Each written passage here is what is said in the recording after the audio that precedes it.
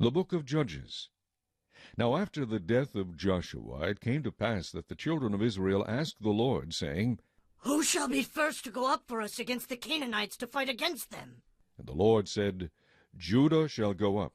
Indeed, I have delivered the land into his hand. So Judah said to Simeon his brother, Come up with me to my allotted territory, that we may fight against the Canaanites, and I will likewise go with you to your allotted territory. And Simeon went with him. Then Judah went up, and the Lord delivered the Canaanites and the Perizzites into their hand, and they killed 10,000 men at Bezek. And they found Adoni-Bezek in Bezek, and fought against him, and they defeated the Canaanites and the Perizzites. Then Adoni-Bezek fled, and they pursued him, and caught him, and cut off his thumbs and big toes. And Adoni-Bezek said, 70 kings with their thumbs and big toes cut off used to gather scraps under my table.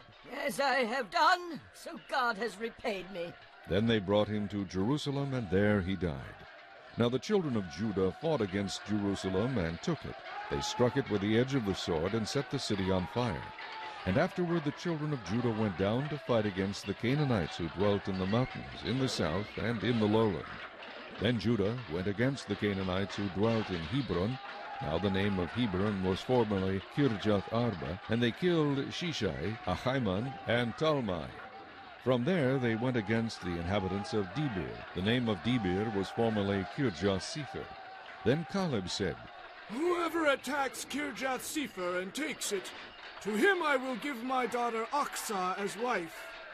And Othniel the son of Kenaz, Caleb's younger brother, took it. So he gave him his daughter Achsah as wife. Now it happened when she came to him that she urged him to ask her father for a field. And she dismounted from her donkey, and Caleb said to her, What do you wish? So she said to him, Give me a blessing. Since you have given me land in the south, give me also springs of water. And Caleb gave her the upper springs and the lower springs. Now the children of the Kenite, Moses' father-in-law, went up from the city of palms with the children of Judah into the wilderness of Judah, which lies in the south near Arad. And they went and dwelt among the people. And Judah went with his brother Simeon, and they attacked the Canaanites who inhabited Zephath, and utterly destroyed it. So the name of the city was called Hormah. Also Judah took Gaza with its territory, Ashkelon with its territory, and Ekron with its territory. So the Lord was with Judah, and they drove out the mountaineers, but they could not drive out the inhabitants of the lowland, because they had chariots of iron. And they gave Hebron to Caleb, as Moses had said. Then he expelled from there the 3 sons of Anak. But the children of Benjamin did not drive out the Jebusites who inhabited Jerusalem. So the Jebusites dwell with the children of Benjamin in Jerusalem to this day. And the house of Joseph also went up against Bethel, and the Lord was with them. So the house of Joseph sent men to spy out Bethel. The name of the city was formerly Luz. And when the spies saw a man coming out of the city, they said to him, Please show us the entrance to the city, and we will show you mercy. So he showed them the entrance to the city, and they struck the city with the edge of the sword. But they let the man and all his family go. And the man went to the land of the Hittites, built a city, and called its name Luz, which is its name to this day. However, Manasseh did not drive out the inhabitants of Beth-shean and its villages, or Teanath and its villages, or the inhabitants of Dor and its villages, or the inhabitants of Ibleam and its villages, or the inhabitants of Megiddo and its villages, for the Canaanites were determined to dwell in that land. And it came to pass, when Israel was strong, that they put the Canaanites under tribute, but did not completely drive them out. Nor did Ephraim drive out the Canaanites who dwelt in Gezer. So the Canaanites dwelt in Gezer among them. Nor did Zebulun drive out the inhabitants of Kitron, or the inhabitants of Nahalol. So the Canaanites dwelt among them, and were put under tribute. Nor did Asher drive out the inhabitants of Akko, or the inhabitants of Sidon, or of Alab, Akzib, Helba, Aphek, or Rehob. So the Asherites dwelt among the Canaanites, the inhabitants of the land, for they did not drive them out. Nor did Naphtali drive out the inhabitants of Beth-shemesh, or the inhabitants of Beth-anath, but they dwelt among the Canaanites, the inhabitants of the land. Nevertheless the inhabitants of Beth-shemesh and Beth-anath were put under tribute to them. And the Amorites forced the children of Dan into the mountains, for they would not allow them to come down to the valley. And the Amorites were determined to dwell on Mount Heres, in Aijalon, and in Shaalbim. Yet when the strength of the house of Joseph became greater, they were put under tribute. Now the boundary of the Amorites was from the ascent of Akrabim, from Selah and upward. Chapter 2. Then the angel of the Lord came up from Gilgal to Bochim, and said, I led you up from Egypt, and brought you to the land of which I swore to your fathers.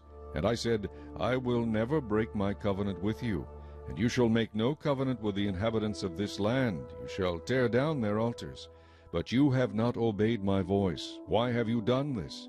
Therefore I also said, I will not drive them out before you, but they shall be thorns in your side, and their God shall be a snare to you. So it was, when the angel of the Lord spoke these words to all the children of Israel, that the people lifted up their voices and wept. Then they called the name of that place Bochim, and they sacrificed there to the Lord. And when Joshua had dismissed the people, the children of Israel went each to his own inheritance to possess the land. So the people served the Lord all the days of Joshua, and all the days of the elders who outlived Joshua, who had seen all the great works of the Lord which he had done for Israel. Now Joshua the son of Nun, the servant of the Lord, died when he was 110 years old. And they buried him within the border of his inheritance at Timnath-Heres, in the mountains of Ephraim, on the north side of Mount Gaash.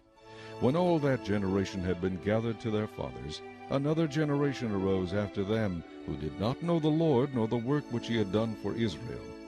Then the children of Israel did evil in the sight of the Lord, and served the Baals. And they forsook the Lord God of their fathers, who had brought them out of the land of Egypt.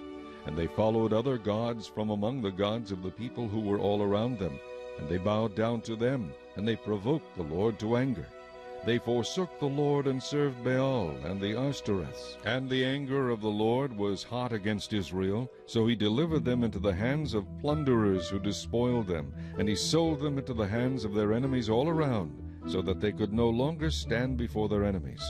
Wherever they went out, the hand of the Lord was against them for calamity, as the Lord had said, and as the Lord had sworn to them, and they were greatly distressed. Nevertheless the Lord raised up judges, who delivered them out of the hand of those who plundered them.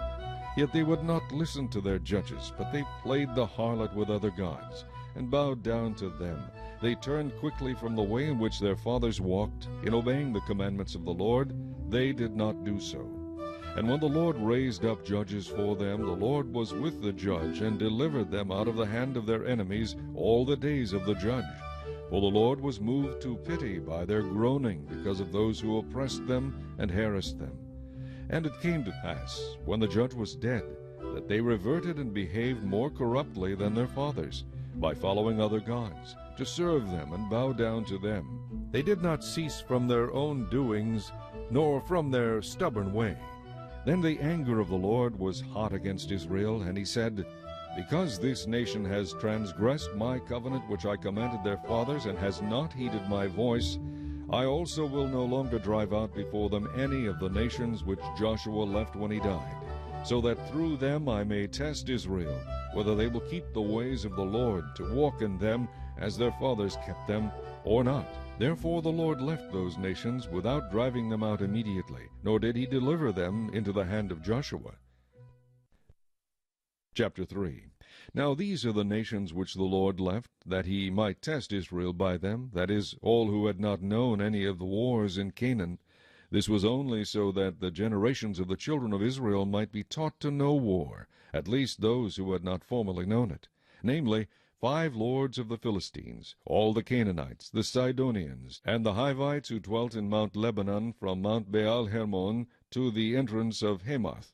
And they were left, that he might test Israel by them, to know whether they would obey the commandments of the Lord, which he had commanded their fathers by the hand of Moses. Thus the children of Israel dwelt among the Canaanites, the Hittites, the Amorites, the Perizzites, the Hivites, and the Jebusites. And they took their daughters to be their wives, and gave their daughters to their sons, and they served their gods. So the children of Israel did evil in the sight of the Lord. They forgot the Lord their God, and served the Baals and the Asherahs. Therefore the anger of the Lord was hot against Israel, and he sold them into the hand of Cushan-Rishathaim, king of Mesopotamia, and the children of Israel served Cushan-Rishathaim 8 years. When the children of Israel cried out to the Lord raised up a deliverer for the children of Israel, who delivered them, Othniel the son of Kenaz, Caleb's younger brother. The Spirit of the Lord came upon him, and he judged Israel. He went out to war, and the Lord delivered Cushan-Rishathaim, king of Mesopotamia, into his hand. And his hand prevailed over Cushan-Rishathaim. So the land had rest for 40 years. Then Othniel the son of Kenaz died. And the children of Israel again did evil in the sight of the Lord. So the Lord strengthened Eglon, king of Moab, against Israel, because they had done evil in the sight of the Lord. Then he gathered to himself the people of Ammon and Amalek, went and defeated Israel, and took possession of the city of palms. So the children of Israel served Eglon, king of Moab, 18 years. But when the children of Israel cried out to the Lord raised up a deliverer for them, Ehud the son of Gera, the Benjamite, a left-handed man. By him the children of Israel sent tribute to Eglon king of Moab. Now Ehud made himself a dagger. It was double-edged, and a cubit in length, and fastened it under his clothes on his right thigh. So he brought the tribute to Eglon king of Moab. Now Eglon was a very fat man. And when he had finished presenting the tribute, he sent away the people who had carried the tribute.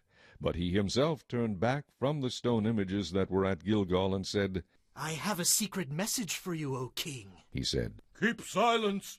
And all who attended him went out from him. So Ehud came to him. Now he was sitting upstairs in his cool private chamber. Then Ehud said, I have a message from God for you. So he arose from his seat. Then Ehud reached with his left hand, took the dagger from his right thigh, and thrust it into his belly. Even the hilt went in after the blade, and the fat closed over the blade, for he did not draw the dagger out of his belly, and his entrails came out. Then Ehud went out through the porch, and shut the doors of the upper room behind him, and locked them. When he had gone out, Eglon's servants came to look, and to their surprise the doors of the upper room were locked. So they said, He is probably attending to his needs in the cool chamber. So they waited till they were embarrassed, and still had not opened the doors of the upper room. Therefore they took the key and opened them, and there was their master, fallen dead on the floor. But Ehud had escaped while they delayed, and passed beyond the stone images, and escaped to Seirah. And it happened, when he arrived, that he blew the trumpet in the mountains of Ephraim, and the children of Israel went down with him from the mountains, and he led them. Then he said to them, Follow me, for the Lord has delivered your enemies, the Moabites, into your hand. So they went down after him, seized the fords of the Jordan leading to Moab, and did not allow anyone to cross over. And at that time they killed about 10,000 men of Moab, all stout men of valor. Not a man escaped. So Moab was subdued that day under the hand of Israel, and the land had rest for 80 years.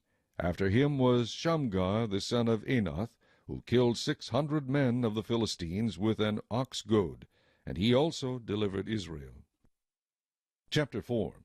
When Ehud was dead, the children of Israel again did evil in the sight of the Lord. So the Lord sold them into the hand of Jabin king of Canaan, who reigned in Hazor.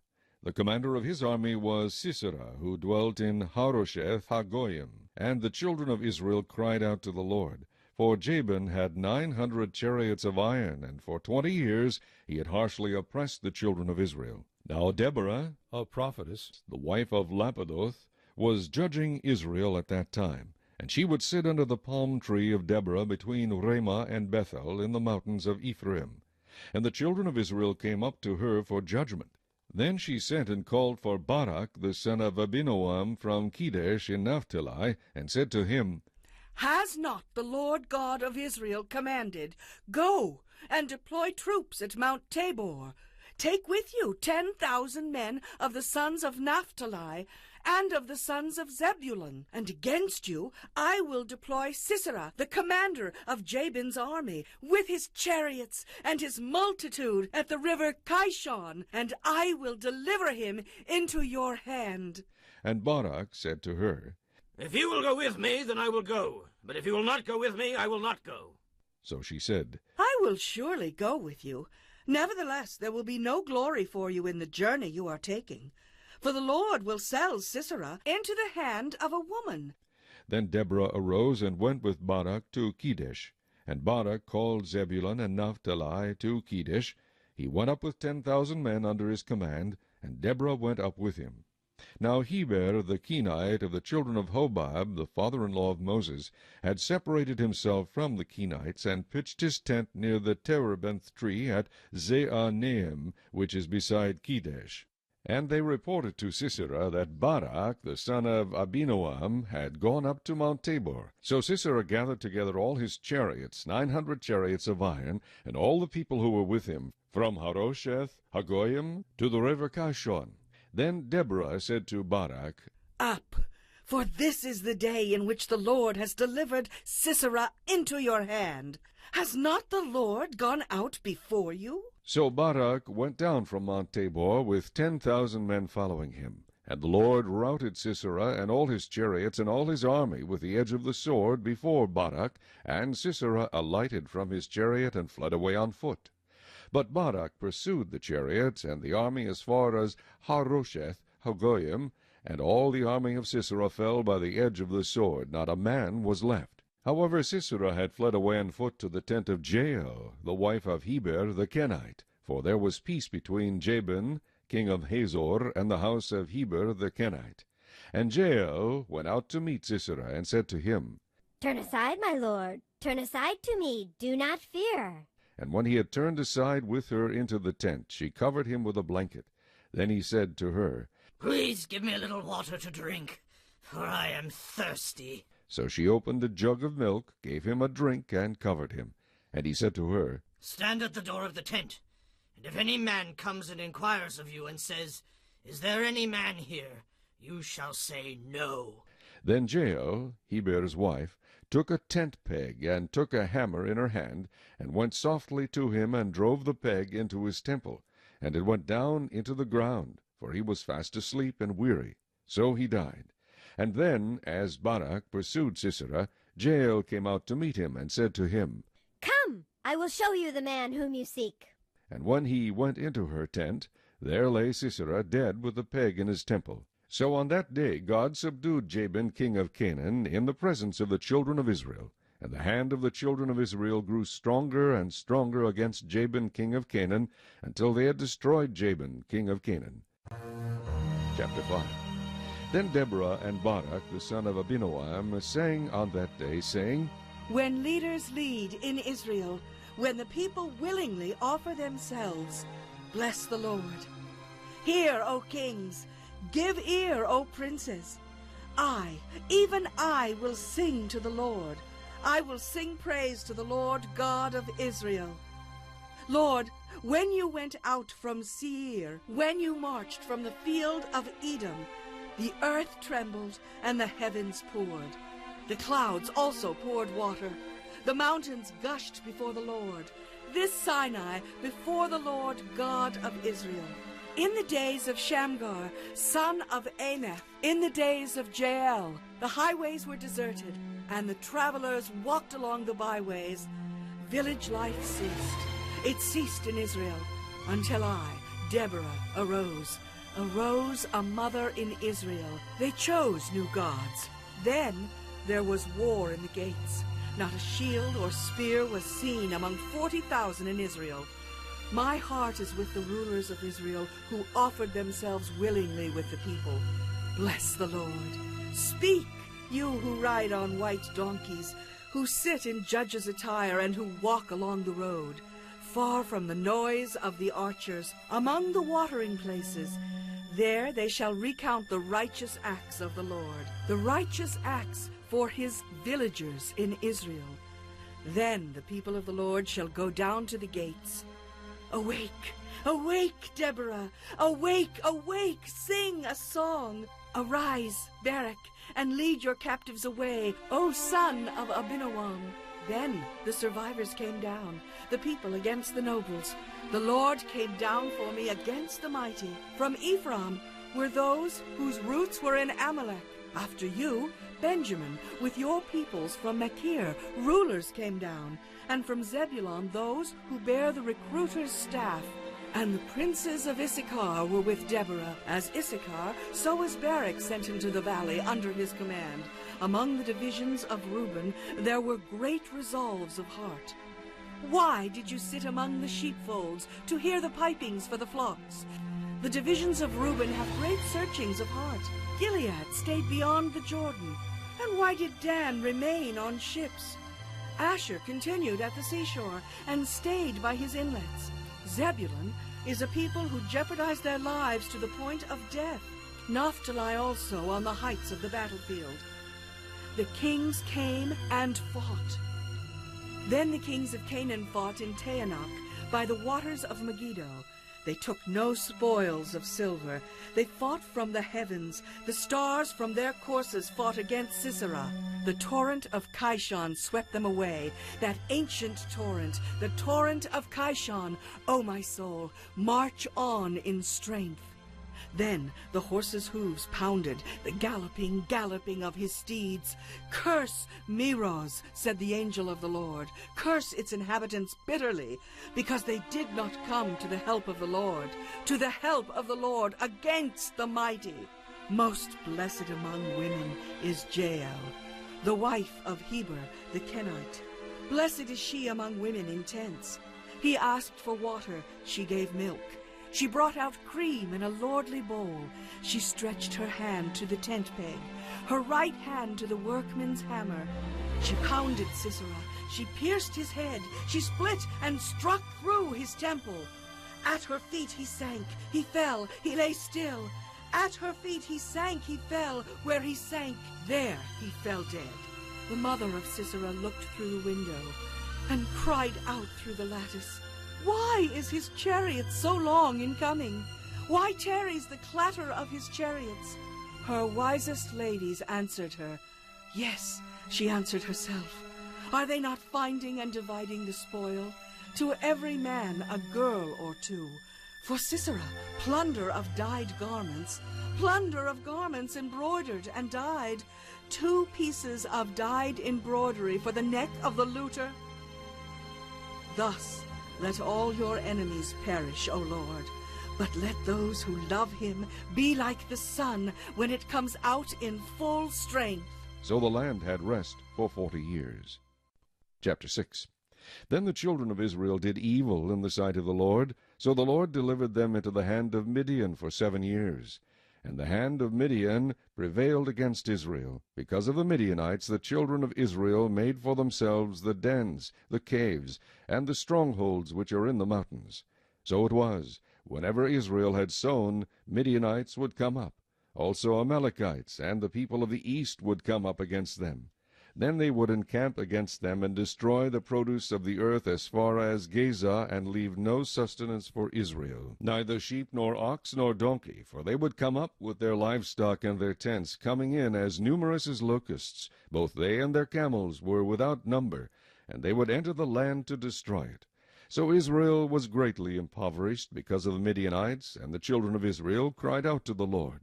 And it came to pass, when the children of Israel cried out to the Lord because of the Midianites, that the Lord sent a prophet to the children of Israel, who said to them, Thus says the Lord God of Israel, I brought you up from Egypt, and brought you out of the house of bondage. And I delivered you out of the hand of the Egyptians, and out of the hand of all who oppressed you, and drove them out before you, and gave you their land.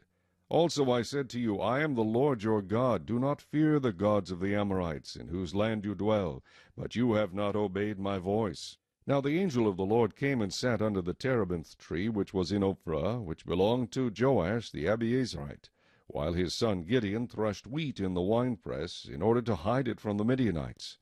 And the angel of the Lord appeared to him, and said to him, The Lord is with you, you mighty man of valor.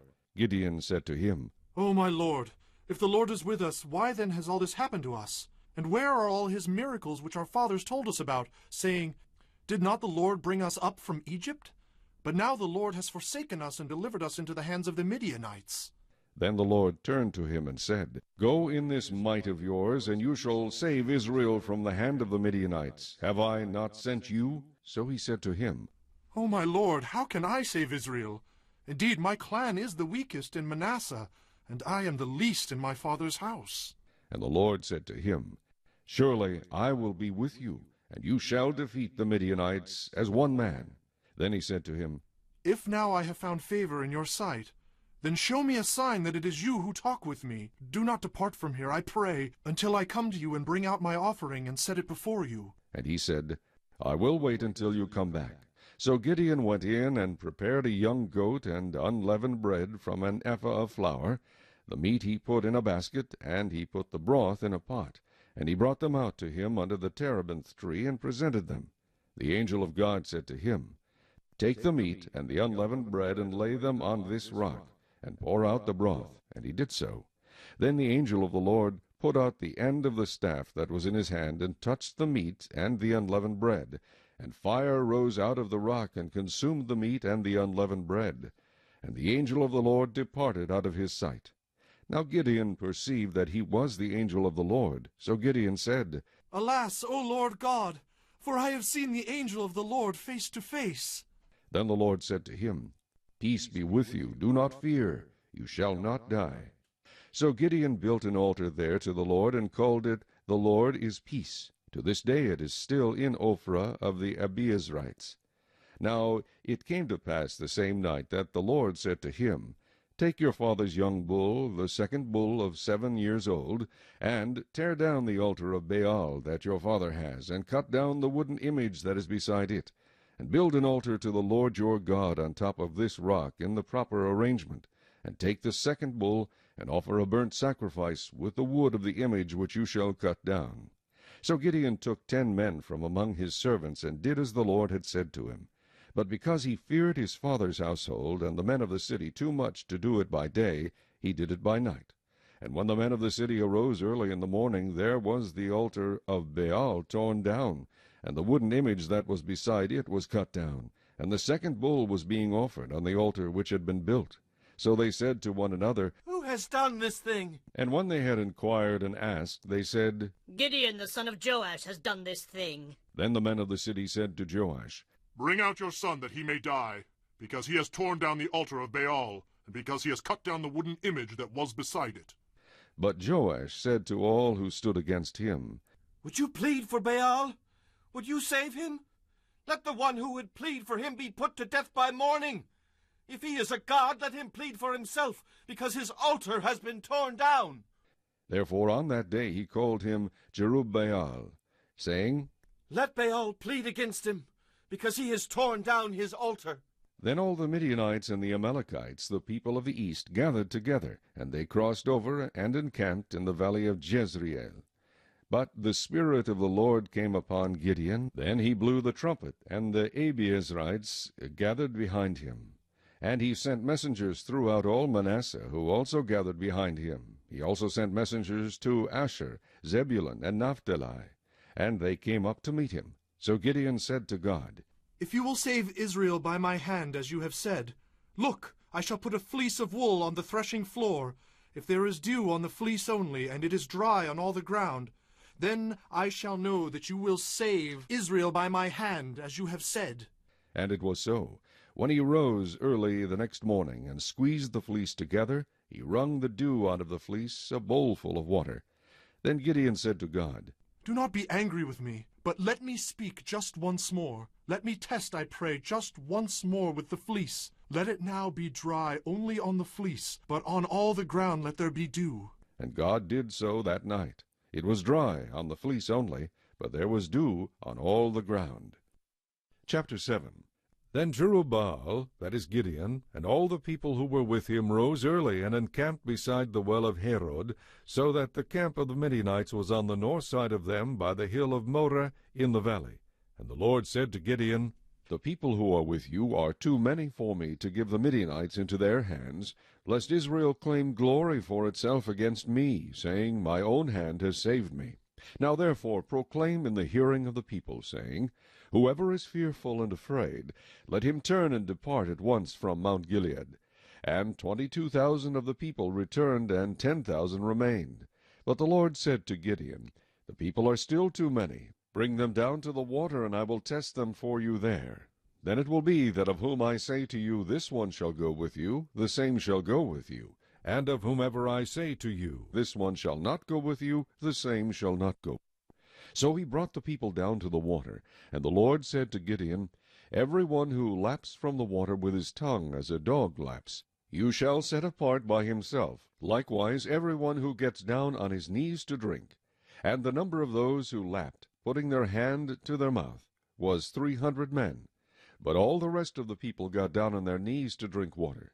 Then the Lord said to Gideon, By the 300 men who lapped I will save you, and deliver the Midianites into your hand. Let all the other people go, every man to his place. So the people took provisions and their trumpets in their hands, and he sent away all the rest of Israel, every man to his tent, and retained those 300 men. Now the camp of Midian was below him in the valley. It happened on the same night that the Lord said to him, Arise, go down against the camp, for I have delivered it into your hand. But if you are afraid to go down to the camp with Purah your servant, and you shall hear what they say. And afterward your hand shall be strengthened to go down against the camp. Then he went down with Purah his servant to the outpost of the armed men who were in the camp. Now the Midianites and Amalekites, all the people of the east, were lying in the valley as numerous as locusts, and their camels were without number, as the sand by the seashore in multitude. And when Gideon had come, there was a man telling a dream to his companion. He said, I have had a dream. To my surprise, a loaf of barley bread tumbled into the camp of Midian. It came to a tent and struck it, so that it fell and overturned, and the tent collapsed. Then his companion answered and said, This is nothing else but the sword of Gideon, the son of Joash, a man of Israel. Into his hand God has delivered Midian and the whole camp. And so it was, when Gideon heard the telling of the dream and its interpretation, that he worshipped.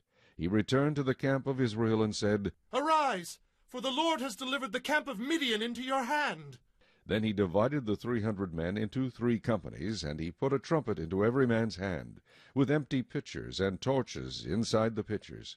And he said to them, Look at me and do likewise. Watch, and when I come to the edge of the camp, you shall do as I do. When I blow the trumpet, I and all who are with me, then you also blow the trumpets on every side of the whole camp, and say, The sword of the Lord and of Gideon. So Gideon and the 100 men who were with him came to the outpost of the camp at the beginning of the middle watch, just as they had posted the watch. And they blew the trumpets and broke the pitchers that were in their hands. Then the 3 companies blew the trumpets and broke the pitchers. They held the torches in their left hands, and the trumpets in their right hands for blowing, and they cried, The sword of the Lord! And of Gideon! And every man stood in his place all around the camp.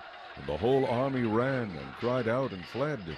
When the 300 blew the trumpets, the Lord set every man's sword against his companion throughout the whole camp. And the army fled to Beth-Acacia, toward Zerah, as far as the border of Abel-Meholah by Tabbath. And the men of Israel gathered together from Naphtali, Asher, and all Manasseh, and pursued the Midianites. Then Gideon sent messengers throughout all the mountains of Ephraim, saying, Come down against the Midianites, and seize from them the watering places as far as Beth-Barah and the Jordan. And all the men of Ephraim gathered together and seized the watering places as far as Beth-Barah and the Jordan. And they captured 2 princes of the Midianites, Oreb and Zeeb.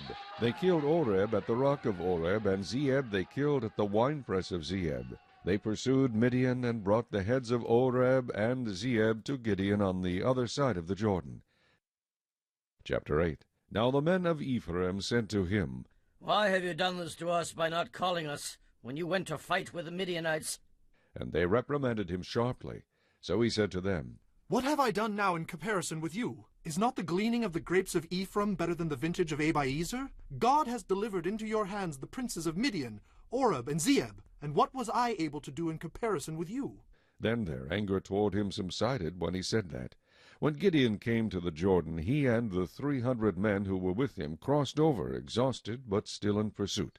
Then he said to the men of Succoth, Please give loaves of bread to the people who follow me, for they are exhausted, and I am pursuing Zebah and Zalmunna, kings of Midian. And the leaders of Succoth said, Are the hands of Zebah and Zalmunna now in your hand, that we should give bread to your army? So Gideon said, For this cause, when the Lord has delivered Zebah and Zalmunna into my hand, Then I will tear your flesh with the thorns of the wilderness and with briars. Then he went up from there to Penuel, and spoke to them in the same way. And the men of Penuel answered him as the men of Succoth had answered. So he also spoke to the men of Penuel, saying, When I come back in peace, I will tear down this tower. Now Zebah and Zalmunna were at Karkor, and their armies with them, about 15,000, all who were left of all the army of the people of the east, for 120,000 men who drew the sword had fallen. Then Gideon went up by the road of those who dwell in tents on the east of Nobah and Jogbehah, and he attacked the army while the camp felt secure. When Zebah and Zalmunna fled, he pursued them, and he took the 2 kings of Midian, Zebah and Zalmunna, and routed the whole army. Then Gideon the son of Joash returned from battle, from the ascent of Heres. And he caught a young man of the men of Succoth, and interrogated him, and he wrote down for him the leaders of Succoth and its elders, 77 men. Then he came to the men of Succoth, and said, Here are Zebah and Zalmunna, about whom you ridiculed me, saying, Are the hands of Zebah and Zalmunna now in your hand, that we should give bread to your weary men? And he took the elders of the city, and thorns of the wilderness, and briars, and with them he taught the men of Succoth. Then he tore down the tower of Penuel, and killed the men of the city. And he said to Zebah and Zalmunna, What kind of men were they whom you killed at Tabor? So they answered, As you are, so were they. Each one resembled the son of a king. Then he said, They were my brothers, the sons of my mother. As the Lord lives, if you had let them live, I would not kill you. And he said to Jether, his firstborn, Rise, kill them. But the youth would not draw his sword, for he was afraid, because he was still a youth. So Zebah and Zalmunna said, Rise yourself, and kill us, for as a man is, so is his strength. So Gideon arose and killed Zebah and Zalmunna, and took the crescent ornaments that were on their camels' necks.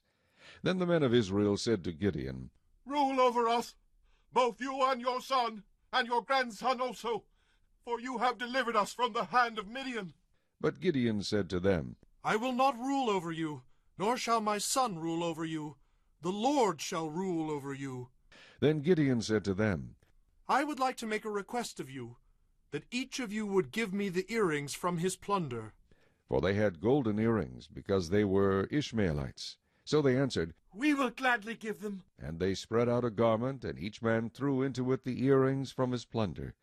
Now the weight of the gold earrings that he requested was 1,700 shekels of gold, besides the crescent ornaments, pendants, and purple robes, which were on the kings of Midian, and besides the chains that were around their camels' necks. Then Gideon made it into an ephod, and set it up in his city, Ophrah. And all Israel played the harlot with it there. It became a snare to Gideon and to his house. Thus Midian was subdued before the children of Israel, so that they lifted their heads no more. And the country was quiet for 40 years in the days of Gideon. Then Jerubbaal, the son of Joash, went and dwelt in his own house. Gideon had 70 sons, who were his own offspring, for he had many wives. And his concubine, who was in Shechem, also bore him a son, whose name he called Abimelech.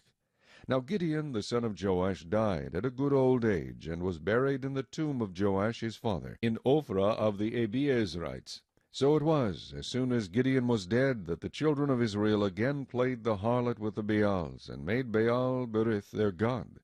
Thus the children of Israel did not remember the Lord their God, who had delivered them from the hands of all their enemies on every side. Nor did they show kindness to the house of Jerubbaal, Gideon, in accordance with the good he had done for Israel. Chapter 9.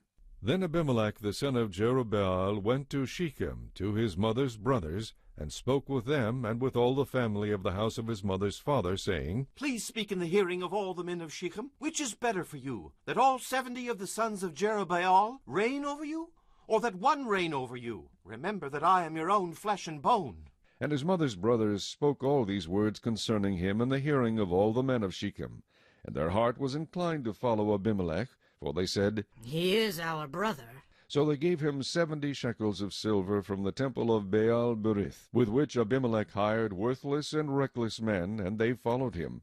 Then he went to his father's house at Ophrah, and killed his brothers, the 70 sons of Jerubbaal, on one stone, But Jotham, the youngest son of Jerubbaal, was left, because he hid himself. And all the men of Shechem gathered together, all of Beth Millo, and they went and made Abimelech king beside the terebinth tree at the pillar that was in Shechem. Now when they told Jotham, he went and stood on top of Mount Gerizim, and lifted his voice and cried out. And he said to them, Listen to me, you men of Shechem, that God may listen to you. The trees once went forth to anoint a king over them, and they said to the olive tree, Reign over us. But the olive tree said to them, Should I cease giving my oil, with which they honor God and men, and go to sway over trees? Then the trees said to the fig tree, You come and reign over us. But the fig tree said to them, Should I cease my sweetness and my good fruit, and go to sway over trees? Then the trees said to the vine, You come and reign over us. But the vine said to them, Should I cease my new wine, which cheers both God and men, and go to sway over trees? Then all the trees said to the bramble, You come and reign over us. And the bramble said to the trees, If in truth you anoint me as king over you, then come and take shelter in my shade. But if not, let fire come out of the bramble and devour the cedars of Lebanon. Now, therefore, if you have acted in truth and sincerity in making Abimelech king, and if you have dealt well with Jerubbaal and his house, and have done to him as he deserves, for my father fought for you, risked his life, and delivered you out of the hand of Midian. But you have risen up against my father's house this day, and killed his 70 sons on one stone, and made Abimelech the son of his female servant king over the men of Shechem, because he is your brother. If then you have acted in truth and sincerity with Jerubbaal and with his house this day, then rejoice in Abimelech, and let him also rejoice in you. But if not, let fire come from Abimelech, and devour the men of Shechem and Beth Millo, and let fire come from the men of Shechem and from Beth Millo, and devour Abimelech. And Jotham ran away and fled, and he went to Beer, and dwelt there for fear of Abimelech his brother. After Abimelech had reigned over Israel 3 years, God sent a spirit of ill will between Abimelech and the men of Shechem, and the men of Shechem dealt treacherously with Abimelech, that the crime done to the 70 sons of Jerubbaal might be settled, and their blood be laid on Abimelech their brother, who killed them, and on the men of Shechem, who aided him in the killing of his brothers. And the men of Shechem set men in ambush against him on the tops of the mountains, and they robbed all who passed by them along that way. And it was told Abimelech. Now Gaal the son of Ebed came with his brothers, and went over to Shechem, and the men of Shechem put their confidence in him. So they went out into the fields, and gathered grapes from their vineyards, and trod them, and made merry. And they went into the house of their God, and ate and drank, and cursed Abimelech. Then Gaal the son of Ebed said, Who is Abimelech, and who is Shechem, that we should serve him? Is he not the son of Jerubbaal? And is not Zebul his officer? Serve the men of Hamor, the father of Shechem. But why should we serve him? If only this people were under my authority, then I would remove Abimelech. So he said to Abimelech, Increase your army, and come out. When Zebul, the ruler of the city, heard the words of Gaal the son of Ebed, his anger was aroused. And he sent messengers to Abimelech secretly, saying, Take note, Gaal the son of Ebed and his brothers have come to Shechem, and here they are fortifying the city against you. Now therefore, get up by night, you and the people who are with you, and lie in wait in the field. And it shall be, as soon as the sun is up in the morning, that you shall rise early and rush upon the city. And when he and the people who are with him come out against you, you may then do to them as you find opportunity. So Abimelech and all the people who were with him rose by night, and lay in wait against Shechem in 4 companies. When Gaal the son of Ebed went out and stood in the entrance to the city gate, Abimelech and the people who were with him rose from lying in wait. And when Gaal saw the people, he said to Zebul, Look, people are coming down from the tops of the mountains. But Zebul said to him, You see the shadows of the mountains as if they were men. So Gaal spoke again and said, People are coming down from the center of the land, and another company is coming from the diviner's terebinth tree. Then Zebul said to him, Where indeed is your mouth now with which you said, Who is Abimelech that we should serve him? Are not these the people whom you despised? Go out if you will, and fight with them now. So Gaal went out, leading the men of Shechem, and fought with Abimelech. And Abimelech chased him, and he fled from him, and many fell wounded, to the very entrance of the gate. Then Abimelech dwelt at Arumah and Zebul, and drove out Gaal and his brothers, so that they would not dwell in Shechem. And it came about on the next day that the people went out into the field, and they told Abimelech. So he took his people, divided them into 3 companies, and lay in wait in the field. And he looked, and there were the people coming out of the city. And he rose against them, and attacked them. Then Abimelech and the company that was with him rushed forward and stood at the entrance of the gate of the city. And the other 2 companies rushed upon all who were in the fields, and killed them. So Abimelech fought against the city all that day. He took the city, and killed the people who were in it. And he demolished the city, and sowed it with salt. Now when all the men of the tower of Shechem had heard that, they entered the stronghold of the temple of the god Berith. And it was told Abimelech that all the men of the tower of Shechem were gathered together. Then Abimelech went up to Mount Zalmon, he and all the people who were with him. And Abimelech took an axe in his hand, and cut down a bough from the trees, and took it, and laid it on his shoulder. Then he said to the people who were with him, "What you have seen me do, make haste, and do as I have done." So each of the people likewise cut down his own bough, and followed Abimelech, put them against the stronghold, and set the stronghold on fire above them, so that all the people of the tower of Shechem died, about 1,000 men and women. Then Abimelech went to Thebez, and he encamped against Thebez, and took it. But there was a strong tower in the city, and all the men and women, all the people of the city, fled there and shut themselves in. Then they went up to the top of the tower. So Abimelech came as far as the tower, and fought against it, and he drew near the door of the tower to burn it with fire. But a certain woman dropped an upper millstone on Abimelech's head, and crushed his skull. Then he called quickly to the young man, his armor-bearer, and said to him, "Draw your sword and kill me, lest men say of me, a woman killed him." So his young man thrust him through, and he died. And when the men of Israel saw that Abimelech was dead, they departed, every man to his place. Thus God repaid the wickedness of Abimelech, which he had done to his father by killing his 70 brothers. And all the evil of the men of Shechem God returned on their own heads, and on them came the curse of Jotham the son of Jerubbaal. Chapter 10. After Abimelech there arose to save Israel Tola the son of Puah the son of Dodo, a man of Issachar, and he dwelt in Shamir in the mountains of Ephraim. He judged Israel 23 years, and he died and was buried in Shamir. After him arose Jair, a Gileadite, and he judged Israel 22 years. Now he had 30 sons who rode on 30 donkeys. They also had 30 towns, which are called Havoth Jair to this day, which are in the land of Gilead. And Jair died and was buried in Camon. Then the children of Israel again did evil in the sight of the Lord, and served the Baals and the Ashtoreths, the gods of Syria, the gods of Sidon, the gods of Moab, the gods of the people of Ammon, and the gods of the Philistines. And they forsook the Lord, and did not serve him.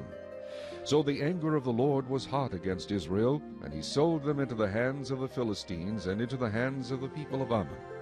From that year they harassed and oppressed the children of Israel for 18 years.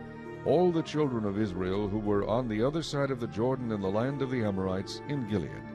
Moreover, the people of Ammon crossed over the Jordan to fight against Judah also, against Benjamin, and against the house of Ephraim, so that Israel was severely distressed. And the children of Israel cried out to the Lord, saying, "We have sinned against you, because we have both forsaken our God and served the Baals." So the Lord said to the children of Israel, Did I not deliver you from the Egyptians, and from the Amorites, and from the people of Ammon, and from the Philistines? Also the Sidonians, and Amalekites, and Maonites oppressed you, and you cried out to me, and I delivered you from their hand. Yet you have forsaken me, and served other gods. Therefore I will deliver you no more. Go and cry out to the gods which you have chosen. Let them deliver you in your time of distress. And the children of Israel said to the Lord, We have sinned. Do to us whatever seems best to you. Only deliver us this day, we pray. So they put away the foreign gods from among them, and served the Lord, and his soul could no longer endure the misery of Israel. Then the people of Ammon gathered together and encamped in Gilead. And the children of Israel assembled together and encamped in Mizpah. And the people, the leaders of Gilead, said to one another, Who is the man who will begin the fight against the people of Ammon? He shall be head over all the inhabitants of Gilead. Chapter 11. Now Jephthah the Gileadite was a mighty man of valor, but he was the son of a harlot. and Gilead begot Jephthah. Gilead's wife bore sons, and when his wife's sons grew up, they drove Jephthah out, and said to him, You shall have no inheritance in our father's house, for you are the son of another woman. Then Jephthah fled from his brothers, and dwelt in the land of Tob. And worthless men banded together with Jephthah, and went out raiding with him. It came to pass after a time that the people of Ammon made war against Israel. And so it was, when the people of Ammon made war against Israel, that the elders of Gilead went to get Jephthah from the land of Tob. Then they said to Jephthah, Come and be our commander, that we may fight against the people of Ammon. So Jephthah said to the elders of Gilead, Did you not hate me and expel me from my father's house? Why have you come to me now when you are in distress? And the elders of Gilead said to Jephthah, That is why we have turned again to you now, that you may go with us and fight against the people of Ammon, and be our head over all the inhabitants of Gilead. So Jephthah said to the elders of Gilead, If you take me back home to fight against the people of Ammon, and the Lord delivers them to me, shall I be your head? And the elders of Gilead said to Jephthah, The Lord will be a witness between us, if we do not do according to your words. Then Jephthah went with the elders of Gilead, and the people made him head and commander over them. And Jephthah spoke all his words before the Lord in Mizpah. Now Jephthah sent messengers to the king of the people of Ammon, saying, What do you have against me, that you have come to fight against me in my land? And the king of the people of Ammon answered the messengers of Jephthah, Because Israel took away my land when they came up out of Egypt, from the Arnon as far as the Jabbok and to the Jordan. Now, therefore, restore those lands peaceably. So Jephthah again sent messengers to the king of the people of Ammon, and said to him, Thus says Jephthah, Israel did not take away the land of Moab, nor the land of the people of Ammon. For when Israel came up from Egypt, they walked through the wilderness as far as the Red Sea, and came to Kadesh. Then Israel sent messengers to the king of Edom, saying, Please let me pass through your land. But the king of Edom would not heed. And in like manner they sent to the king of Moab, but he would not consent. So Israel remained in Kadesh. And they went along through the wilderness, and bypassed the land of Edom and the land of Moab, came to the east side of the land of Moab, and encamped on the other side of the Arnon. But they did not enter the border of Moab, for the Arnon was the border of Moab. Then Israel sent messengers to Sihon, king of the Amorites, king of Heshbon. And Israel said to him, Please let us pass through your land into our place. But Sihon did not trust Israel to pass through his territory. So Sihon gathered all his people together, encamped in Jahaz, and fought against Israel. And the Lord God of Israel delivered Sihon and all his people into the hand of Israel, and they defeated them. Thus Israel gained possession of all the land of the Amorites who inhabited that country. They took possession of all the territory of the Amorites, from the Arnon to the Jabbok, and from the wilderness to the Jordan. And now the Lord God of Israel has dispossessed the Amorites from before his people Israel. Should you then possess it? Will you not possess whatever Chemosh your God gives you to possess? So whatever the Lord our God takes possession of before us, we will possess. And now, are you any better than Balak the son of Zippor, king of Moab? Did he ever strive against Israel? Did he ever fight against them? While Israel dwelt in Heshbon and its villages, in Aroer and its villages, and in all the cities along the banks of the Arnon for 300 years, why did you not recover them within that time? Therefore I have not sinned against you, but you wronged me by fighting against me. May the Lord the judge render judgment this day between the children of Israel and the people of Ammon. However, the king of the people of Ammon did not heed the words which Jephthah sent him. Then the Spirit of the Lord came upon Jephthah, and he passed through Gilead and Manasseh, and passed through Mizpah of Gilead, and from Mizpah of Gilead he advanced toward the people of Ammon. And Jephthah made a vow to the Lord, and said, If you will indeed deliver the people of Ammon into my hands, then it will be that whatever comes out of the doors of my house to meet me, when I return in peace from the people of Ammon, shall surely be the Lord's, and I will offer it up as a burnt offering. So Jephthah advanced toward the people of Ammon to fight against them, and the Lord delivered them into his hands. And he defeated them from Aroer as far as Minnith, 20 cities, and to Abel-keramim with a very great slaughter. Thus the people of Ammon were subdued before the children of Israel. When Jephthah came to his house at Mizpah, there was his daughter, coming out to meet him with timbrels and dancing, and she was his only child. Besides her he had neither son nor daughter. And it came to pass, when he saw her, that he tore his clothes, and said, Alas, my daughter, you have brought me very low. You are among those who trouble me, for I have given my word to the Lord, and I cannot go back on it.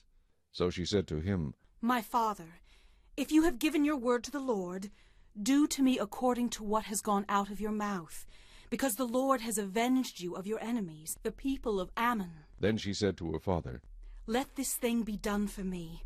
Let me alone for 2 months, that I may go and wander on the mountains, and bewail my virginity, my friends and I. So he said, Go. And he sent her away for 2 months, and she went with her friends, and bewailed her virginity on the mountains. And it was so at the end of 2 months that she returned to her father, and he carried out his vow with her which he had vowed. She knew no man, and it became a custom in Israel, that the daughters of Israel went 4 days each year to lament the daughter of Jephthah the Gileadite. Chapter 12. Then the men of Ephraim gathered together, crossed over toward Zaphon, and said to Jephthah, Why did you cross over to fight against the people of Ammon, and did not call us to go with you? We will burn your house down on you with fire. And Jephthah said to them, My people and I were in a great struggle with the people of Ammon, and when I called you, you did not deliver me out of their hands. So when I saw that you would not deliver me, I took my life in my hands and crossed over against the people of Ammon, and the Lord delivered them into my hand. Why then have you come up to me this day to fight against me? Now Jephthah gathered together all the men of Gilead, and fought against Ephraim. And the men of Gilead defeated Ephraim, because they said, You Gileadites are fugitives of Ephraim, among the Ephraimites and among the Manassites. The Gileadites seized the fords of the Jordan before the Ephraimites arrived. And when any Ephraimite who escaped said, Let me cross over, the men of Gilead would say to him, Are you an Ephraimite? If he said no, then they would say to him, Then say Shibboleth. and he would say, Sibboleth. for he could not pronounce it right. Then they would take him and kill him at the fords of the Jordan. There fell at that time 42,000 Ephraimites. And Jephthah judged Israel 6 years. Then Jephthah the Gileadite died, and was buried among the cities of Gilead. After him Ibzan of Bethlehem judged Israel. He had 30 sons, and he gave away 30 daughters in marriage, and brought in 30 daughters from elsewhere for his sons. He judged Israel 7 years. Then Ibzan died, and was buried at Bethlehem. After him Elon the Zebulunite judged Israel. He judged Israel 10 years. And Elon the Zebulunite died, and was buried at Aijalon in the country of Zebulun. After him Abdon the son of Hillel the Pirathonite judged Israel. He had 40 sons and 30 grandsons, who rode on 70 young donkeys. He judged Israel 8 years. Then Abdon the son of Hillel the Pirathonite died, and was buried in Pirathon, in the land of Ephraim, in the mountains of the Amalekites. Chapter 13. Again the children of Israel did evil in the sight of the Lord, and the Lord delivered them into the hand of the Philistines for 40 years. Now there was a certain man from Zorah, of the family of the Danites, whose name was Manoah, and his wife was barren and had no children.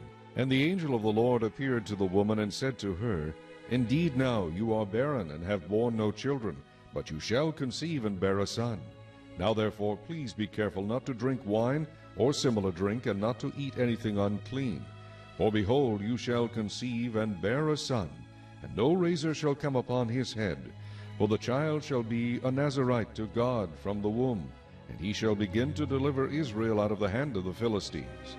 So the woman came and told her husband, saying, A man of God came to me, and his countenance was like the countenance of the angel of God, very awesome.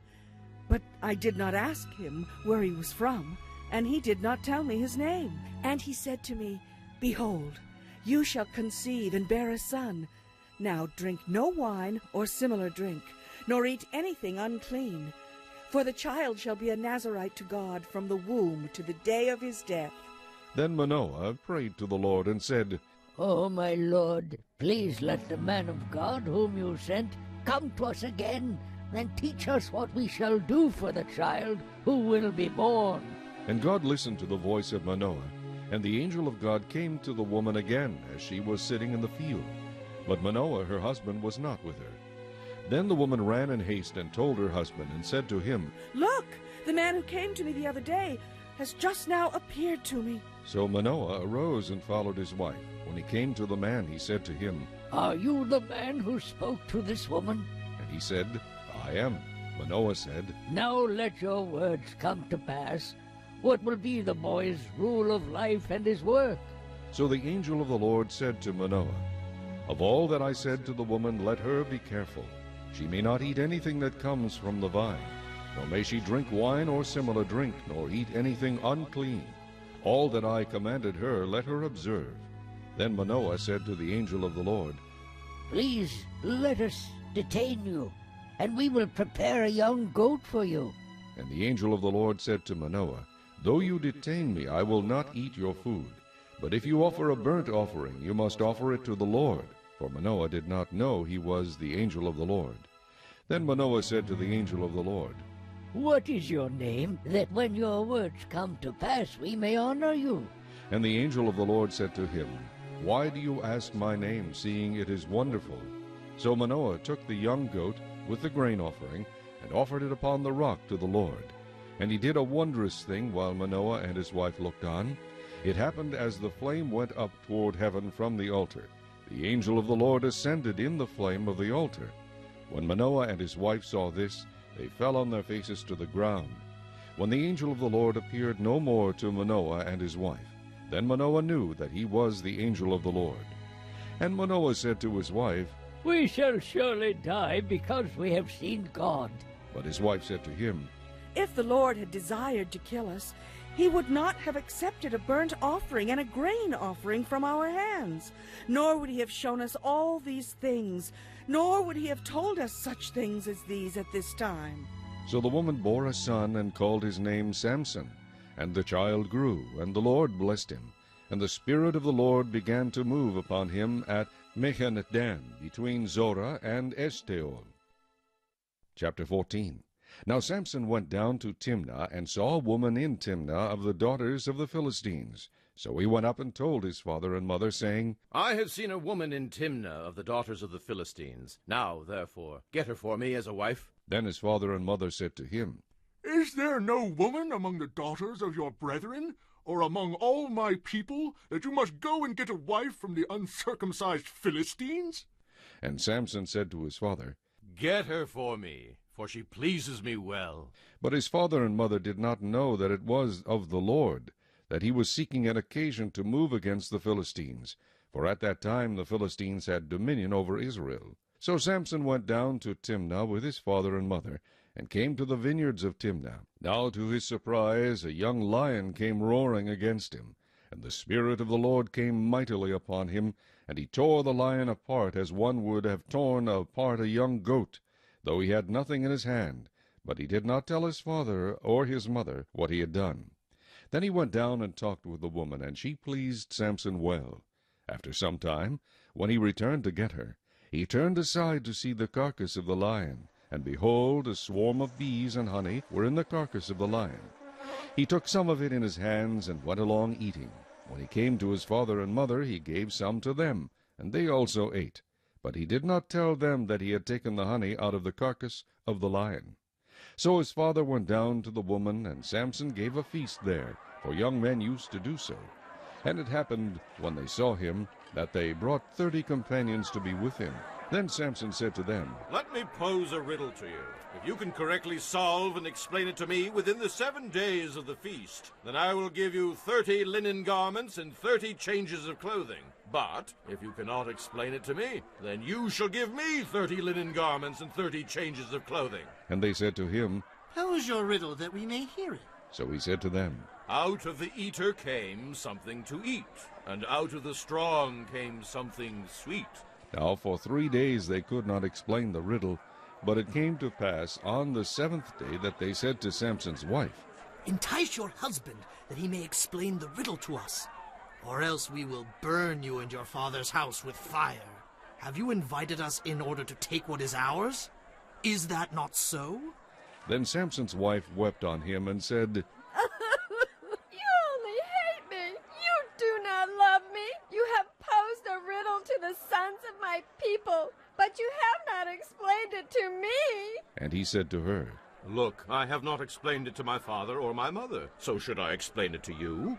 Now she had wept on him the 7 days while their feast lasted.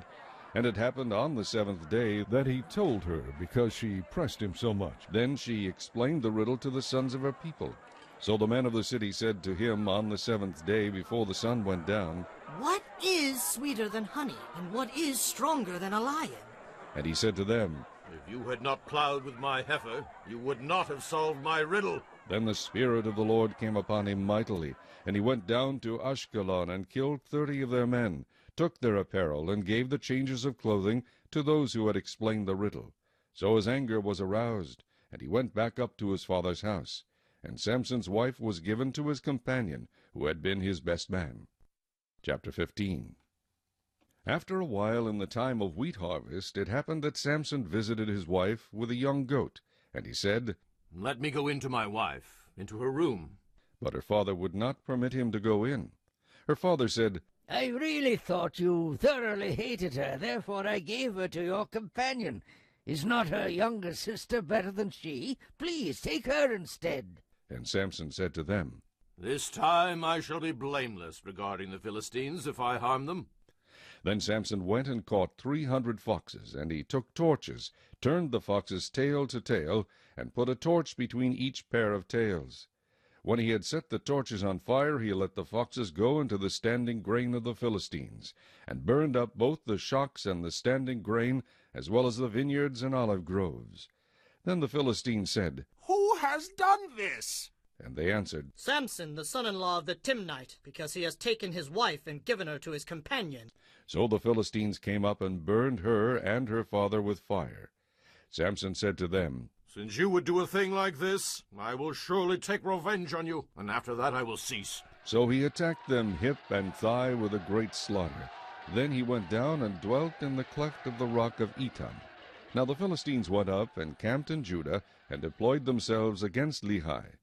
And the men of Judah said, Why have you come up against us? So they answered, We have come up to arrest Samson, to do to him as he has done to us. Then 3,000 men of Judah went down to the cleft of the rock of Etam, and said to Samson, Do you not know that the Philistines rule over us? What is this you have done to us? And he said to them, As they did to me, so I have done to them. But they said to him, We have come down to arrest you, that we may deliver you into the hand of the Philistines. Then Samson said to them, Swear to me that you will not kill me yourselves. So they spoke to him, saying, No, but we will tie you securely and deliver you into their hand, but we will surely not kill you. And they bound him with 2 new ropes, and brought him up from the rock. When he came to Lehi, the Philistines came shouting against him. Then the Spirit of the Lord came mightily upon him, and the ropes that were on his arms became like flax that is burned with fire, and his bonds broke loose from his hands. He found a fresh jawbone of a donkey, reached out his hand, and took it, and killed 1,000 men with it. Then Samson said, With the jawbone of a donkey, heaps upon heaps, with the jawbone of a donkey, I have slain 1,000 men. And so it was, when he had finished speaking, that he threw the jawbone from his hand, and called that place Ramah Lehi. Then he became very thirsty, so he cried out to the Lord, and said, You have given this great deliverance by the hand of your servant, and now shall I die of thirst, and fall into the hand of the uncircumcised? So God split the hollow place that is in Lehi, and water came out, and he drank. And his spirit returned, and he revived. Therefore he called its name En-Hakkore, which is in Lehi to this day. And he judged Israel 20 years in the days of the Philistines. Chapter 16. Now Samson went to Gaza, and saw a harlot there, and went into her. When the Gazites were told, Samson has come here! They surrounded the place, and lay in wait for him all night at the gate of the city. They were quiet all night, saying, In the morning when it is daylight, we will kill him. And Samson lay low till midnight. Then he arose at midnight, took hold of the doors of the gate of the city, and the 2 gateposts, pulled them up, bar and all, put them on his shoulders, and carried them to the top of the hill that faces Hebron. Afterward it happened that he loved a woman in the valley of Sorek, whose name was Delilah. And the lords of the Philistines came up to her, and said to her, entice him, and find out where his great strength lies, and by what means we may overpower him, and that we may bind him to afflict him. And every one of us will give you 1,100 pieces of silver." So Delilah said to Samson, "Please, tell me where your great strength lies, and with what you may be bound to afflict you." And Samson said to her, "If they bind me with 7 fresh bowstrings not yet dried, then I shall become weak and be like any other man." So the lords of the Philistines brought up to her 7 fresh bowstrings, not yet dried, and she bound him with them. Now men were lying in wait, staying with her in the room, and she said to him, "The Philistines are upon you, Samson." But he broke the bowstrings as a strand of yarn breaks when it touches fire. So the secret of his strength was not known. Then Delilah said to Samson, "Look, you have mocked me and told me lies. Now, please tell me what you may be bound with." So he said to her, "If they bind me securely with new ropes that have never been used, then I shall become weak and be like any other man." Therefore Delilah took new ropes and bound him with them, and said to him, "The Philistines are upon you, Samson." And men were lying in wait, staying in the room. But he broke them off his arms like a thread. Delilah said to Samson, "Until now you have mocked me and told me lies. Tell me what you may be bound with." And he said to her, "If you weave the 7 locks of my head into the web of the loom." So she wove it tightly with the batten of the loom, and said to him, "The Philistines are upon you, Samson." But he awoke from his sleep and pulled out the batten and the web from the loom. Then she said to him, "How can you say I love you when your heart is not with me? You have mocked me these 3 times, and have not told me where your great strength lies." And it came to pass, when she pestered him daily with her words, and pressed him so that his soul was vexed to death, that he told her all his heart, and said to her, "No razor has ever come upon my head, for I have been a Nazirite to God from my mother's womb. If I am shaven, then my strength will leave me, and I shall become weak and be like any other man." When Delilah saw that he had told her all his heart, she sent and called for the lords of the Philistines, saying, "Come up once more, for he has told me all his heart." So the lords of the Philistines came up to her, and brought the money in their hand. Then she lulled him to sleep on her knees, and called for a man, and had him shave off the 7 locks of his head. Then she began to torment him, and his strength left him. And she said, "The Philistines are upon you, Samson." So he awoke from his sleep, and said, "I will go out as before at other times, and shake myself free." But he did not know that the Lord had departed from him. Then the Philistines took him, and put out his eyes, and brought him down to Gaza.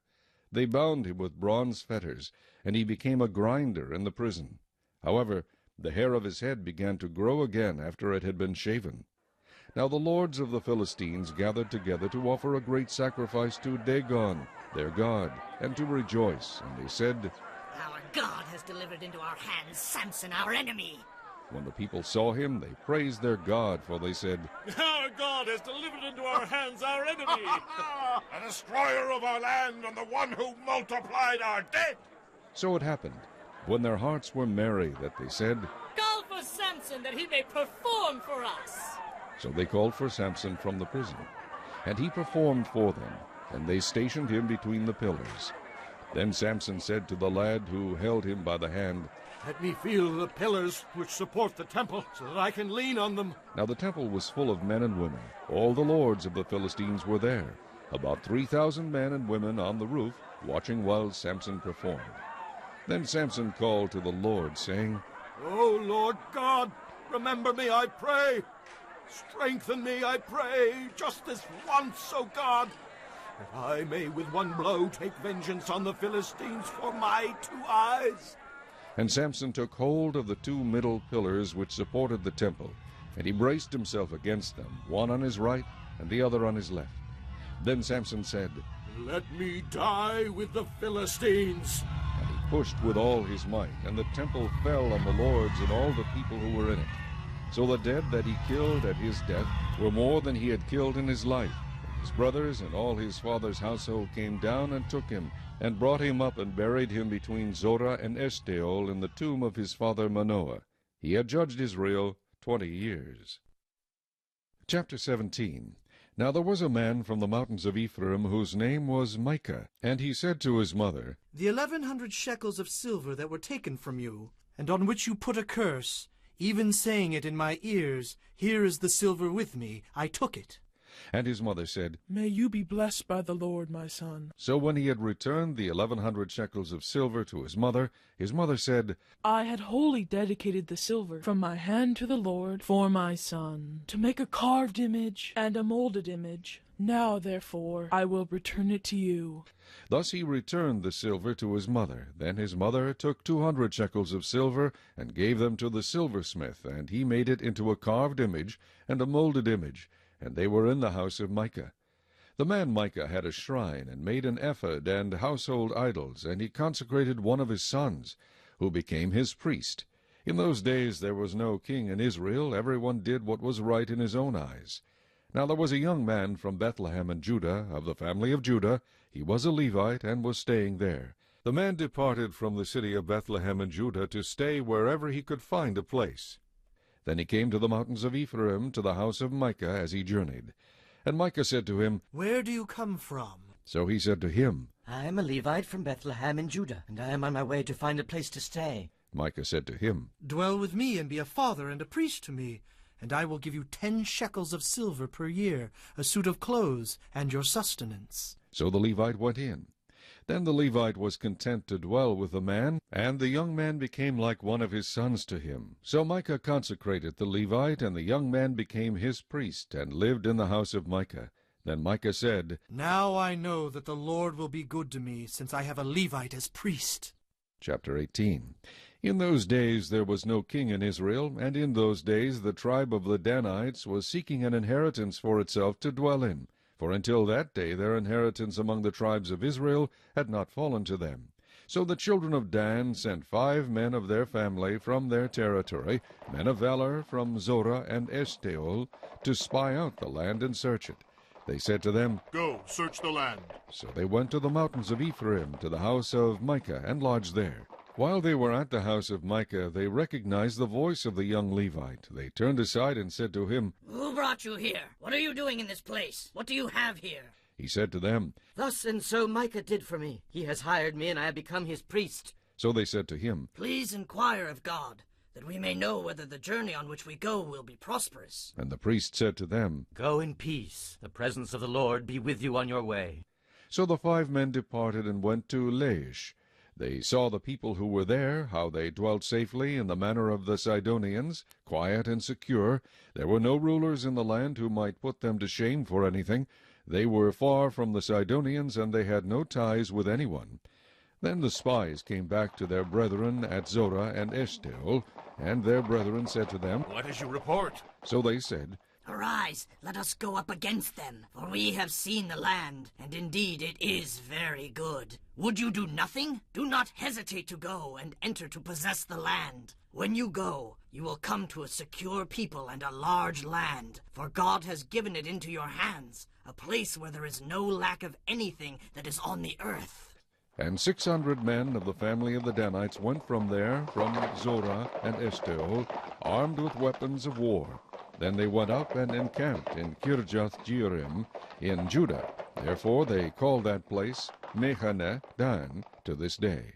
There it is, west of Kirjath-jearim.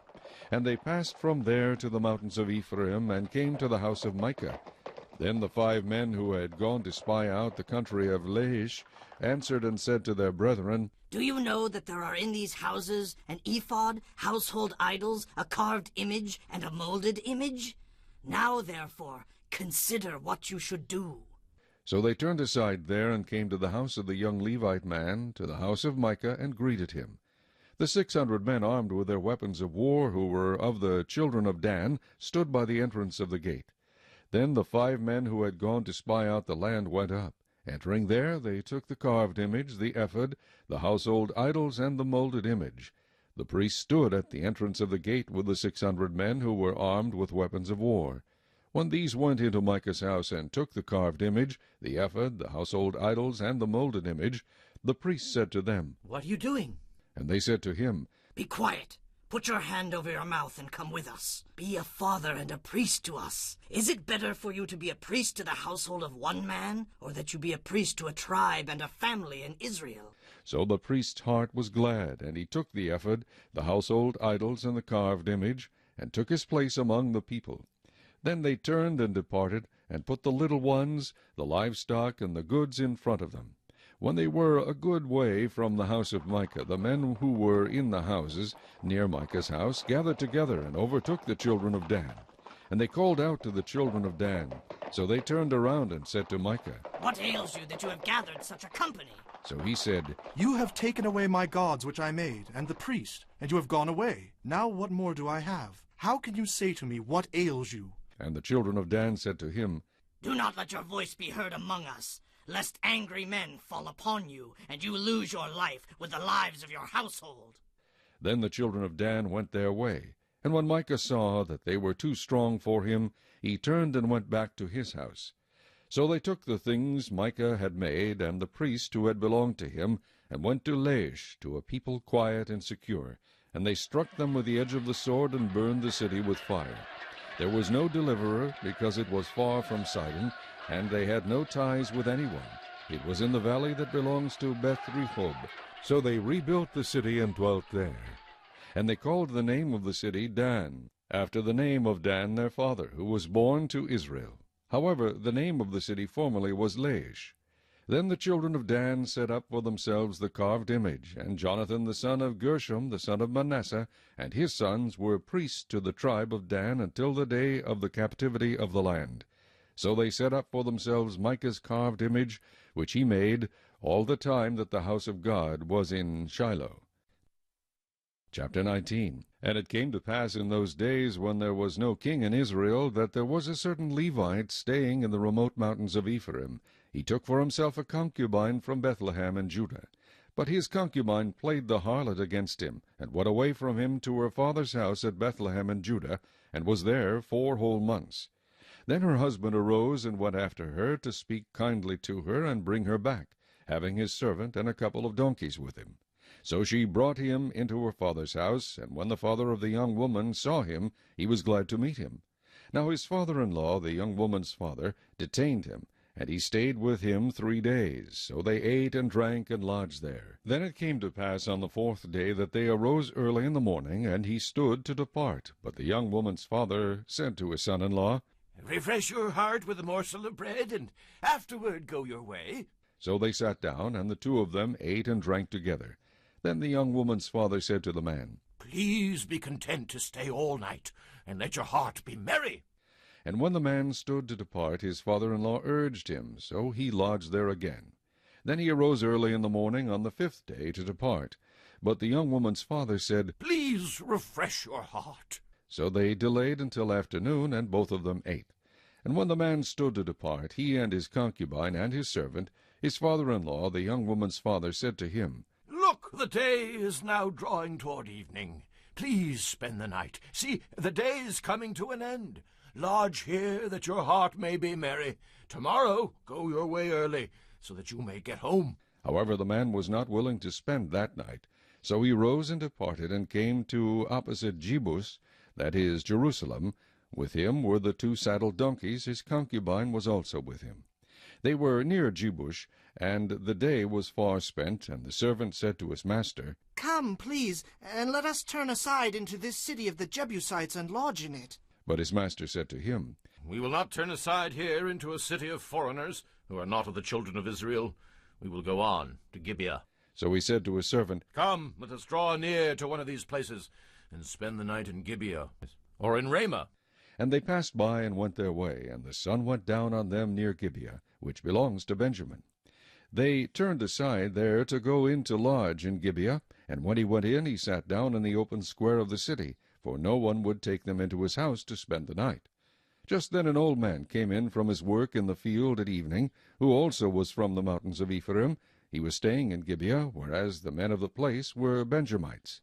And when he raised his eyes, he saw the traveler in the open square of the city. And the old man said, "Where are you going, and where do you come from?" So he said to him, We are passing from Bethlehem in Judah toward the remote mountains of Ephraim. I am from there. I went to Bethlehem in Judah. Now I am going to the house of the Lord. But there is no one who will take me into his house. Although we have both straw and fodder for our donkeys, and bread and wine for myself, for your female servant, and for the young man who is with your servant, there is no lack of anything. And the old man said, Peace be with you. However, let all your needs be my responsibility. Only do not spend the night in the open square. So he brought him into his house, and gave fodder to the donkeys, and they washed their feet, and ate and drank. As they were enjoying themselves, suddenly certain men of the city, perverted men, surrounded the house, and beat on the door. They spoke to the master of the house, the old man, saying, Bring out the man who came to your house, that we may know him carnally. But the man, the master of the house, went out to them, and said to them, No, my brethren, I beg you, do not act so wickedly.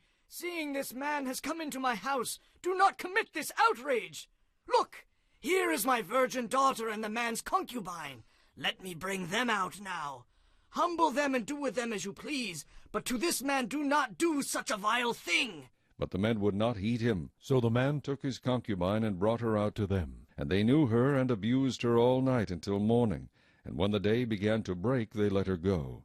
Then the woman came as the day was dawning, and fell down at the door of the man's house where her master was, till it was light. When her master arose in the morning, and opened the door of the house, and went out to go his way, there was his concubine, fallen at the door of the house, with her hands on the threshold. And he said to her, Get up, and let us be going. But there was no answer. So the man lifted her onto the donkey, and the man got up and went to his place. When he entered his house, he took a knife, laid hold of his concubine, and divided her into 12 pieces, limb by limb, and sent her throughout all the territory of Israel. And so it was that all who saw it said, No such deed has been done or seen from the day that the children of Israel came up from the land of Egypt until this day. Consider it, confer, and speak up. Chapter 20. So all the children of Israel came out, from Dan to Beersheba, as well as from the land of Gilead, and the congregation gathered together as one man before the Lord at Mizpah. And the leaders of all the people, all the tribes of Israel, presented themselves in the assembly of the people of God, 400,000 foot soldiers who drew the sword. Now the children of Benjamin heard that the children of Israel had gone up to Mizpah. Then the children of Israel said, Tell us, how did this wicked deed happen? So the Levite, the husband of the woman who was murdered, answered and said, My concubine and I went into Gibeah, which belongs to Benjamin, to spend the night. And the men of Gibeah rose against me and surrounded the house at night because of me. They intended to kill me, but instead they ravished my concubine so that she died. So I took hold of my concubine, cut her in pieces, and sent her throughout all the territory of the inheritance of Israel, because they committed lewdness and outrage in Israel. Look, all of you are children of Israel. Give your advice and counsel here and now. So all the people arose as one man, saying, None of us will go to his tent, nor will any turn back to his house. But now this is the thing which we will do to Gibeah. We will go up against it by lot.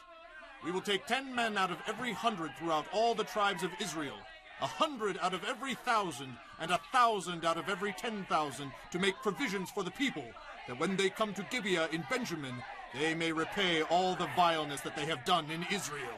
So all the men of Israel were gathered against the city, united together as one man. Then the tribes of Israel sent men through all the tribe of Benjamin, saying, What is this wickedness that has occurred among you? Now therefore deliver up the men, the perverted men, who are in Gibeah, that we may put them to death and remove the evil from Israel.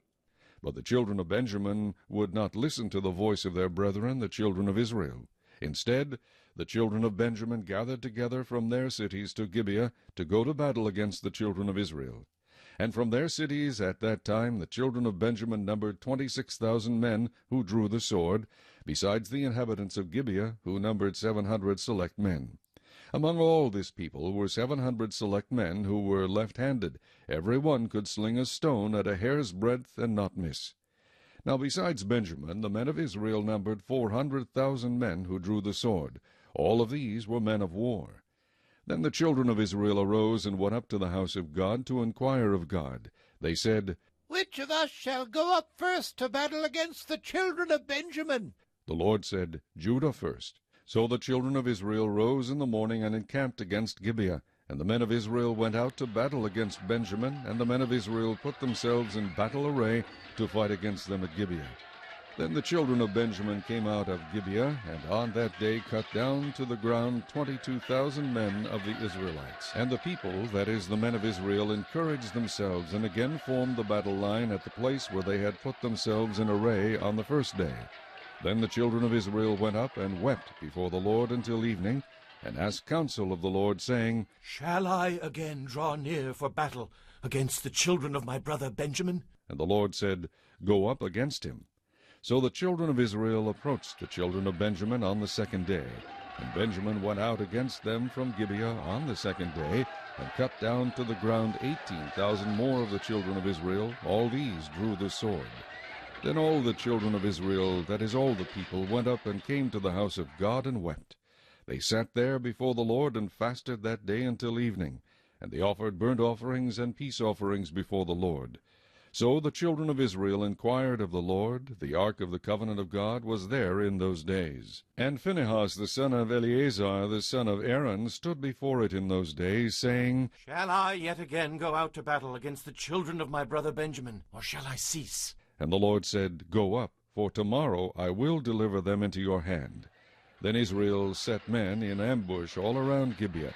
And the children of Israel went up against the children of Benjamin on the third day, and put themselves in battle array against Gibeah as at the other times. So the children of Benjamin went out against the people, and were drawn away from the city. They began to strike down and kill some of the people, as at the other times, in the highways, one of which goes up to Bethel, and the other to Gibeah, and in the field about 30 men of Israel. And the children of Benjamin said, They are defeated before us as at first. But the children of Israel said, Let us flee and draw them away from the city to the highways. So all the men of Israel rose from their place and put themselves in battle array at Baal Tamar. Then Israel's men in ambush burst forth from their position in the plain of Geba. And 10,000 select men from all Israel came against Gibeah, and the battle was fierce. But the Benjamites did not know that disaster was upon them. The Lord defeated Benjamin before Israel, and the children of Israel destroyed that day 25,100 Benjamites. All these drew the sword. So the children of Benjamin saw that they were defeated. The men of Israel had given ground to the Benjamites because they relied on the men in ambush whom they had set against Gibeah. And the men in ambush quickly rushed upon Gibeah. The men in ambush spread out and struck the whole city with the edge of the sword. Now the appointed signal between the men of Israel and the men in ambush was that they would make a great cloud of smoke rise up from the city, whereupon the men of Israel would turn in battle. Now Benjamin had begun to strike and kill about 30 of the men of Israel, for they said, Surely they are defeated before us, as in the first battle. But when the cloud began to rise from the city in a column of smoke, the Benjamites looked behind them, and there was the whole city going up in smoke to heaven. And when the men of Israel turned back, the men of Benjamin panicked, for they saw that disaster had come upon them. Therefore they turned their backs before the men of Israel in the direction of the wilderness. But the battle overtook them, and whoever came out of the cities they destroyed in their midst. They surrounded the Benjamites, chased them, and easily trampled them down as far as the front of Gibeah toward the east. And 18,000 men of Benjamin fell. All these were men of valor. Then they turned and fled toward the wilderness to the rock of Rimmon, and they cut down 5,000 of them on the highways. Then they pursued them relentlessly up to Gidom, and killed 2,000 of them. So all who fell of Benjamin that day were 25,000 men who drew the sword. All these were men of valor. But 600 men turned and fled toward the wilderness to the rock of Rimmon, and they stayed at the rock of Rimmon for 4 months. And the men of Israel turned back against the children of Benjamin, and struck them down with the edge of the sword, from every city, men and beasts, all who were found. They also set fire to all the cities they came to. Chapter 21. Now the men of Israel had sworn an oath at Mizpah, saying, None of us shall give his daughter to Benjamin as a wife. Then the people came to the house of God, and remained there before God till evening. They lifted up their voices and wept bitterly, and said, O Lord God of Israel, Why has this come to pass in Israel? That today there should be one tribe missing in Israel. So it was, on the next morning, that the people rose early and built an altar there, and offered burnt offerings and peace offerings. The children of Israel said, Who is there among all the tribes of Israel who did not come up with the assembly to the Lord? For they had made a great oath concerning anyone who had not come up to the Lord at Mizpah, saying, He shall surely be put to death. And the children of Israel grieved for Benjamin their brother, and said, One tribe is cut off from Israel today. What shall we do for wives for those who remain, seeing we have sworn by the Lord that we will not give them our daughters as wives? And they said, What one is there from the tribes of Israel who did not come up to Mizpah to the Lord? And in fact no one had come to the camp from Jabesh-Gilead to the assembly. For when the people were counted, indeed no one of the inhabitants of Jabesh-Gilead was there. So the congregation sent out there 12,000 of their most valiant men, and commanded them, saying, Go and strike the inhabitants of Jabesh-Gilead with the edge of the sword, including the women and children. And this is the thing that you shall do. You shall utterly destroy every male and every woman who has known a man intimately. So they found among the inhabitants of Jabesh-Gilead 400 young virgins who had not known a man intimately. And they brought them to the camp at Shiloh, which is in the land of Canaan. Then the whole congregation sent word to the children of Benjamin, who were at the rock of Rimmon, and announced peace to them. So Benjamin came back at that time, and they gave them the women, whom they had saved alive of the women of Jabesh-Gilead, and yet they had not found enough for them. And the people grieved for Benjamin, because the Lord had made a void in the tribes of Israel. Then the elders of the congregation said, What shall we do for wives for those who remain, since the women of Benjamin have been destroyed? And they said, There must be an inheritance for the survivors of Benjamin, that a tribe may not be destroyed from Israel. However, we cannot give them wives from our daughters, for the children of Israel have sworn an oath, saying, Cursed be the one who gives a wife to Benjamin. Then they said, In fact, there is a yearly feast of the Lord in Shiloh, which is north of Bethel, on the east side of the highway that goes up from Bethel to Shechem, and south of Lebonah. Therefore they instructed the children of Benjamin, saying, Go lie in wait in the vineyards and watch, and just when the daughters of Shiloh come out to perform their dances, then come out from the vineyards, and every man catch a wife for himself from the daughters of Shiloh. Then go to the land of Benjamin. Then it shall be, when their fathers or their brothers come to us to complain, that we will say to them, Be kind to them for our sakes, because we did not take a wife for any of them in the war. For it is not as though you have given the women to them at this time, making yourselves guilty of your oath. And the children of Benjamin did so. They took enough wives for their number from those who danced, whom they caught.